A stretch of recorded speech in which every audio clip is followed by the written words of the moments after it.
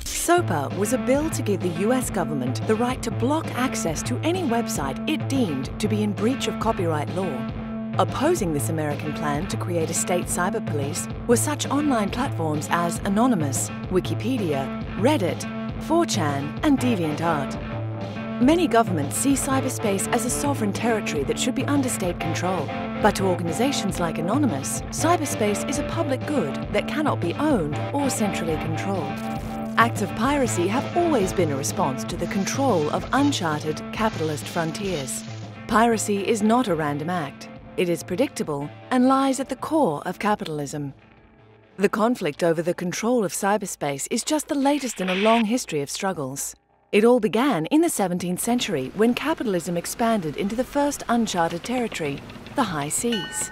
The European states were competing for ownership of trade routes. To impose their own rules, they created monopolies called the East India Companies. The Dutch version, known as the VOC, was designed to rule over the trade routes the Dutch had discovered. For the Dutch, both competing companies and indigenous merchants were considered pirates. But why? From the state's point of view, anyone not respecting the standards imposed by the ruler is a pirate.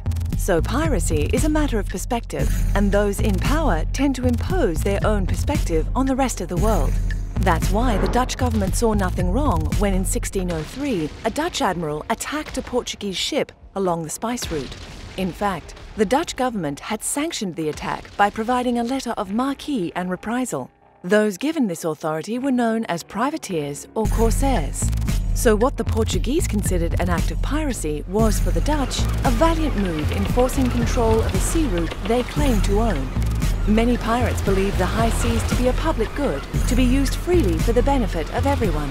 But in uncharted territories, it is unclear who the legitimate owners are and who the pirates are.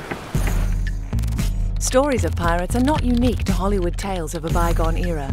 History repeats itself whenever capitalism expands into uncharted territory, and that includes cyber and outer space. So Johnny Depp won't be out of work anytime soon.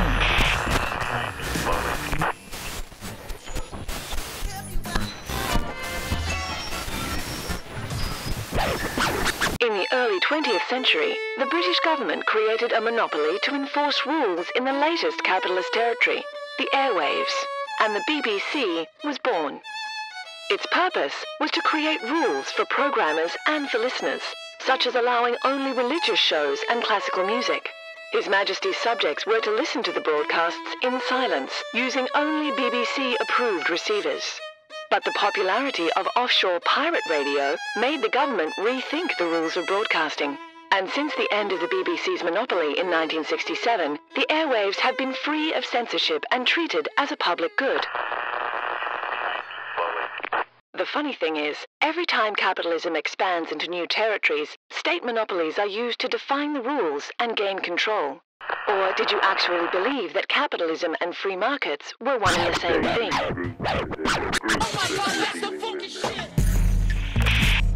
Today, the issue of net neutrality in cyberspace echoes the struggles for freedom of the seas and freedom of the airwaves.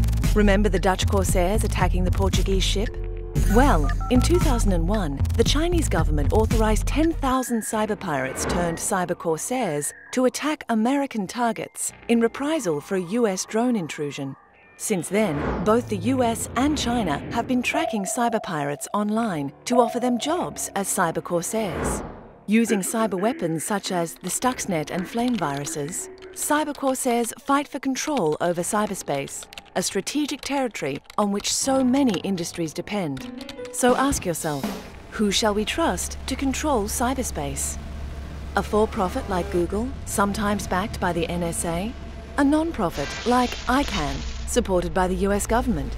Or a collective of stateless cyber activists like Anonymous? Clearly, we owe multiple pirate organizations for their view of the sea as a common good, for unleashing free radio broadcasting, and for defending net neutrality. Some say that sea pirates were the only ones accepting women on board in the 17th century. Thank you, guys. But the story is not over. Capitalism has entered a new age of expansion, and gene maps and outer space are the new uncharted territories of the 21st century.